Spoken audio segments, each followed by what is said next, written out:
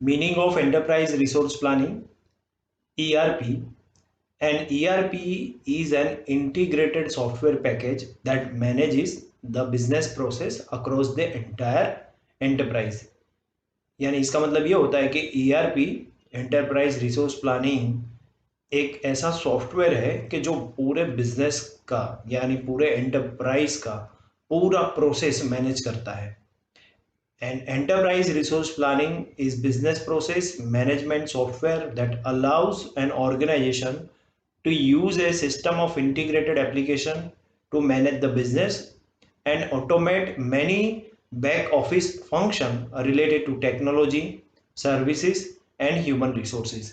ERP एक तरह का प्रोसेस है जो पूरे ऑर्गेनाइजेशन या और या पूरे बिजनेस में जो भी टेक्नोलॉजी रिलेटेड वर्क होते हैं, जो सर्विस रिलेटेड वर्क होते हैं, जो मैनेजमेंट रिलेटेड वर्क होते हैं, जो ह्यूमन रिसोर्स रिलेटेड वर्क होता है, वो सारा मैनेज करता है. ऐसे बहुत सारे रेडीमेड ईआरपी सॉफ्टवेयर है, एंटरप्राइज रिसोर्स प्लानिंग सॉफ्टवेयर है, जैसे tally is nothing but one type of ERP which is developed for accounting work, Oracle, SAP accounting. So there are so many example of ERP. ERP software typically integrates all facets of an operation, यानी all facets यानी सारी aspect को वो cover करता है, including product planning, development, manufacturing, sale and marketing.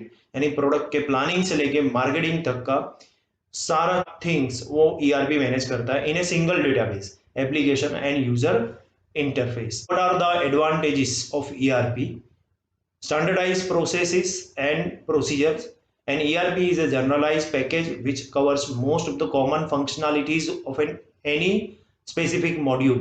यानी ERP Enterprise Resource Planning is a generalized package जो सारी कॉमन फंक्शनलिटीज है कोई भी एंटरप्राइज की वो कैटर करता है. Standardise reporting. Majority of desired reports are available in an ERP package. These reports are standardized across industry and are generally acceptable to the users. यानी उसका जो रिपोर्टिंग होता है वो स्टैंडर्डाइज होता है और इस तरह से वो रिपोर्ट करता है जो सारी इंडस्ट्री उसको एक्सेप्ट करती है और यूजर भी उसको इजीली एक्सेप्ट करता है.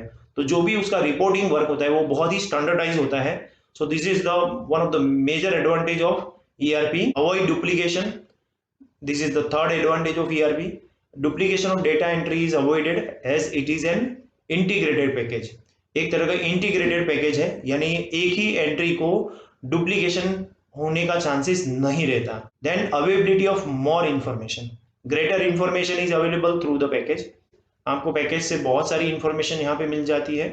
So that is why you can get more information by using ERP package. Then there are certain disadvantages of ERP. Lesser flexibility. The user may have to modify their business procedure at a time to be able to effectively use the ERP.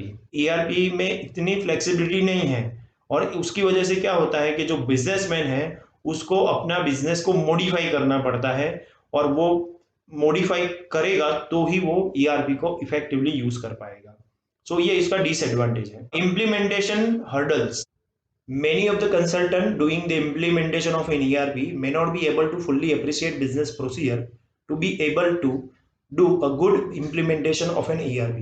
यानी बहुत सारे जो consultant आते हैं जो ERP को implement करने के लिए वो बिजनेस प्रोसीजर है उसको बराबर अप्रिशिएट नहीं करते और उसको अप्रिशिएट नहीं करते इसलिए वो हर्डल बन जाता है इम्प्लीमेंट करने पे. ERP को इफेक्टिवली इम्प्लीमेंट करने में हर्डल्स आती है.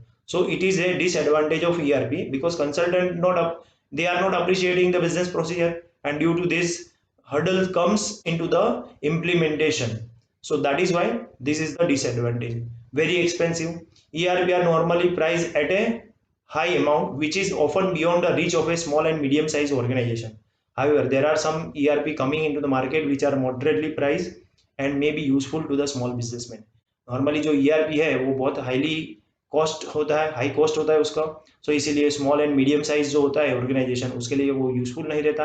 बट अभी मार्केट में बहुत सारे ERP आए हैं जो लेस प्राइस होता है, मॉडरेटली प्राइस होता है और and it is very useful for a small businessman also. Complexity of the business. Generally an ERP package has a large number of options to choose from. Further, the parameter setting and configuration makes it a little complex for the common user. Market में बहुत सारे ERP package available हैं और कौन सा ERP package लेने का जिसकी वजह से अपने बिजनेस को सेट हो सके, तो वो चूज करना बहुत डिफिकल्ट है। उसका पैरामीटर को सेट करना, उसको कॉन्फ़िगरेशन करना, वो कॉमन यूजर के लिए बहुत कॉम्प्लेक्स बन जाता है। So complexity of the business, ये उसका डिसएडवांटेज बन जाता है। Factors consider for selecting an ERP, यानी अगर आपको ईआरपी सिलेक्ट करना है तो कौन सा फैक्टर्स आपको ध्यान में रखना पड़ेगा। Functional requirement of organisation, that the ERP that matches cost of the requirement of the organization is preferred over the other। so सबसे पहले आपको कॉस्ट देखने का, अगर आपका ऑर्गेनाइजेशन का कॉस्ट उसको अफोर्ड कर सकता है तो ही उसको इम्प्लीमेंट करने का, तो ही वो ईआरपी सिलेक्ट करने का। so सबसे पहले आपको कॉस्ट उसका देखना है।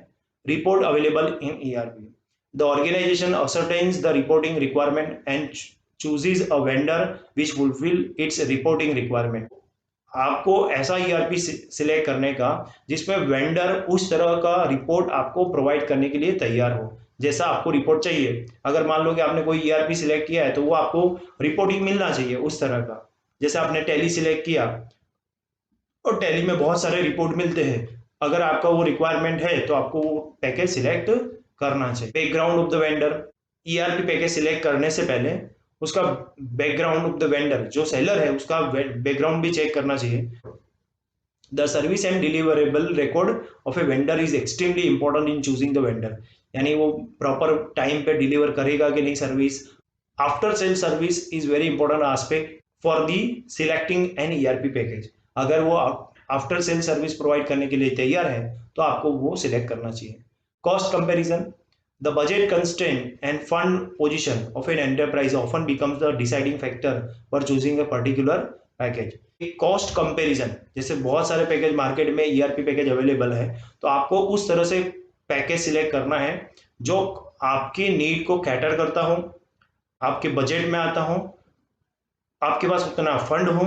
तो ये एक इंपॉर्टेंट फैक्टर है for selecting any ERP package. Outsourcing of accounting function, meaning outsourcing of accounting function means assigning accounting functions to third party who records, processes the accounting data and provides the information in the form of report as per the requirement of the organization। इसका मतलब ये होता है कि जैसे आपको आपका accounting work किसी और को आउटसोर्स कर देना, यानी किसी और को काम करने के लिए आपको दे देना, तो that is called outsourcing of accounting function. यानी खुद एंटरप्राइज वो काम नहीं करती, वो किसी और को वो काम आउटसोर्स कर देती है। So this is another important aspect of computerized accounting, क्योंकि कई बार ऐसा होता है बिजनेस बहुत बड़ा होता है तो क्या हम वो अकाउंटिंग काम अपना किसी और को आउटसोर्स कर देती है और अपना मेन फोकस बिजनेस पे रखती है। So that is outsourcing of accounting function. Advantage of outsourcing the accounting functions, saving time, the organisation that outsource is able to save time to concentrate on the core area of the business activity. यानी इससे advantage ये होगा कि जो organisation है उसका time save हो जाएगा, अकाउंटिंग जो भी वर्क है वो आउटसोर्स कर देगी और अपना कंसंट्रेशन वो पूरा बिजनेस एक्टिविटी पे लगा पाएगी। सो इसकी वजह से वो सेविंग ऑफ टाइम होता है। Utilization of expertise of third party, यानी the organization is able to utilize the expertise of the third party in undertaking the accounting work. यानी जो थर्ड पार्टी होती है वो एक्सपर्टाइज है ये काम में, तो अगर कोई ऑर्गेनाइजेशन आउटसोर्स कर देता है अकाउंटिंग वर्क तो उसको एक्सपर्टाइज वर्क मिलता है, because the party who is doing accounting work is expertise in doing that work. Data management by professional means अगर आप अपना अकाउंटिंग वर्क आउटसोर्स करते हो तो उसका डेटा जो मैनेजमेंट होता है वो प्रोफेशनल पर्सन के द्वारा होता है। And so storage and maintenance of the data is in the hand of professional people. Storage and maintenance of the data is in the hand of professional people। That means वो लोग अच्छी तरह से data को storage करेंगे और maintain भी करेंगे, बिकॉज वो उनका उसके अंदर उसका एक्सपर्टाइज है। So that is why storage और मेंटेनेंस बहुत ही अच्छी तरह से होता है। Less dependence on key accounting position, the organization is not bothered about the people leaving the organization in the key accounting position। यानी अगर ये काम कोई आउटसोर्स नहीं करता और अपने ही ऑर्गेनाइजेशन में ये अकाउंटिंग वर्क होता है, तो उसमें जो की पर्सन होता है, अगर वो जॉब छोड़ के चला जाता है तो it will affect the accounting work. फिर उतनी अच्छी तरह से अकाउंटिंग वर्क नहीं होता, बिकॉज की पर्सनल होता है जो बिजनेस का, वो काम छोड़ के चला गया है। So the people who is coming into the business, they are not aware about the accounting functionalities in short time, so that is why it will affect the business. So that is why if you outsource the work, then this kind of problem will not arise, क्योंकि जिसको आपने काम दिया है वहां पे सभी लोग उसमें एक्सपर्ट होते हैं, एक या दो काम छोड़ के चला जाता है उसमें, तो आपको कोई प्रॉब्लम नहीं होगा। Economical, the proposition often proves to be economical more sense. अगर आप अपना काम आउटसोर्स कर देते हो तो ये आपको पहले ऐसा लगता है कि महंगा है, बट एक्चुअली में वो महंगा नहीं है, इट बिकम्स कॉस्ट इफेक्टिवली। तो ये उसका एडवांटेज है। Disadvantage of outsourcing the accounting function, lake of security and confidentiality. यानी ये एक उसका डिसएडवांटेज है, बिकॉज आप आउटसोर्स कर रहे हो, यानी that means you are giving your data to third party. That means इसमें दो चीज का प्रॉब्लम होता है, एक तो lack of security and confidentiality can not be maintain. So that is why the data of the organization is handed over to a third party. These raise two issues, one of security and second one confidentiality. There have been instances of information leaking out of the third party data centers। यानी कभी कभी ऐसा information होता भी है practical life में भी कि थर्ड पार्टी ने इंफॉर्मेशन को लीक कर दिया, जिसकी वजह से जो बिजनेस का सीक्रेट था वो मेंटेन नहीं हुआ। तो ये उसका बहुत बड़ा डिसएडवांटेज है।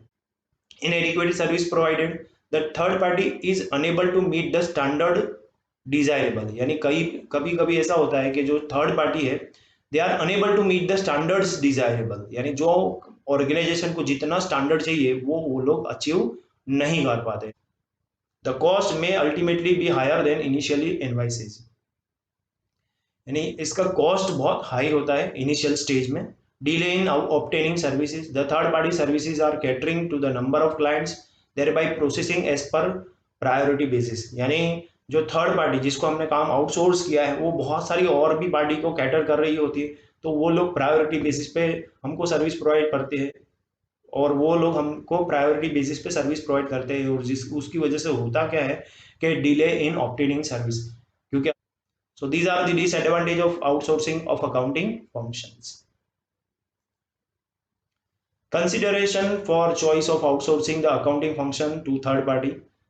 यानी अगर आपको किसी और को आउटसोर्स करना है तो आपको क्या बातें ध्यान में रखनी पड़ेगी।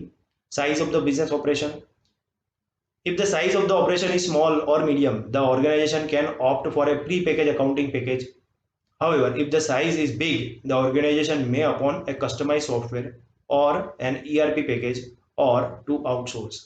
अगर बिजनेस बहुत स्मॉल है तो वो उसको प्री पैकेज सॉफ्टवेयर में जाना चाहिए, बट अगर बिजनेस बहुत ही बड़ा है तो फिर उसको चाहे तो वो अपना कस्टमाइजेशन कर सकता है, अपना सॉफ्टवेयर को कस्टमाइज करवा सकता है, या तो कोई ERP पैकेज सिलेक्ट कर सकता है, या तो अपना अकाउंटिंग वर्क को आउटसोर्स कर सकता है।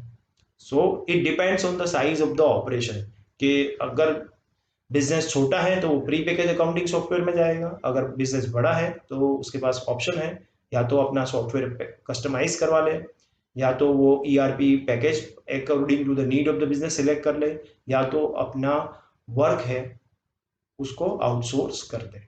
Complexity of operation, if the operation is complex with several functional areas which needs to be computerized, the choice is usually a customized software or an ERP package। यानी अगर business में complexities बहुत ज्यादा है तो उसको कंप्यूटराइज करना बहुत जरूरी है, तो फिर उसके पास चॉइस दो ही है, या तो फिर वो अपना सॉफ्टवेयर कस्टमाइज करवा ले या तो कोई ERP पैकेज सिलेक्ट कर ले। Business requirement, if the organization has several non-standard requirement, then customized software could be the solution। यानी अगर बिजनेस का जो रिक्वायरमेंट है वो नॉन स्टैंडर्ड है, standard requirement can pre package software can provide standard requirement, but non standard requirement can not be made by pre package software. So in that case what is the best solution? Customization of software। तो उस case में आपको अपना software को customization ही करवाना पड़ेगा। Budgetary consultant, cost consideration could be a deciding factor for the choice of a particular alternative. Normally, the spreadsheet and the pre-packaged accounting software works out to be the cheapest. The customized software and ERP are of the higher cost consideration. यानी कोई भी package select करने से पहले budget is the important aspect, cost is the important aspect. जो pre package accounting software होता है वो थोड़ा सस्ता होता है, but if you are customizing your software और if you are going for ERP software, ERP package, then you have to pay more money because customization of software and ERP are of the higher cost consideration. So these are the consideration for choice of outsourcing the accounting function to third party. Thank you very much. इसी तरह से video देखने के लिए मेरे channel को like कीजिए, subscribe कीजिए एंड शेयर कीजिए।